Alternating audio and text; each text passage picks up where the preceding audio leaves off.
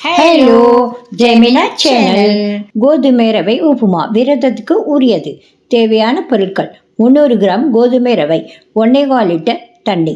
தாளிக்க தேவையான பொருட்கள்: ஒரு வாணலியில் எண்ணெயை ஊற்றி அது காய்ந்ததும் கடுகு, உளுத்தம்பருப்பு, கடலைப்பருப்பு ஒரு ஸ்பூன் வீதம் போட்டு நன்கு வெடிக்க விடவும். நன்கு வெடித்ததும் கொஞ்சம் அப்படி அதை கொஞ்சம் அலசி கொடுத்தவுடன் இந்த 2 வரமிளகாய், பச்சை மிளகாய் 2, இஞ்சி ஒரு சிறு துண்டு குட்டியாக நறுக்கி போடவும்.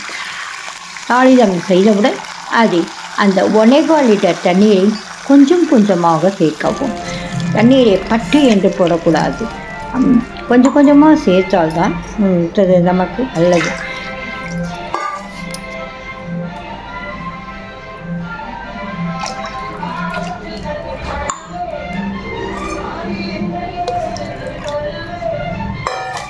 தண்ணீர் நன்கு கொதித்ததும் அதில் 1 ஸ்பூன் நெய் சேர்க்கவும். நெய் சேர்த்தால்தான் நன்றாக பரபரவென்று இருக்கும் உப்புமா. கோதுமை ரவையை அதில் போட்டு நன்றாக மேலும் கீழுமாக கிளறி கொடுக்கவும்.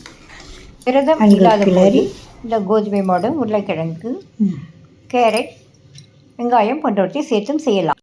அடிப்பிடிக்காமல் பார்த்து கொள்ளவும்.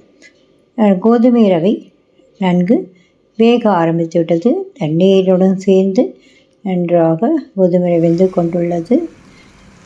அதில் தேவையான அளவு உப்பு சேர்க்கவும். உப்பு சேர்த்து கிளறியுடன் மேலே கருவேப்பிலை, கொத்தமல்லி தூவவும்.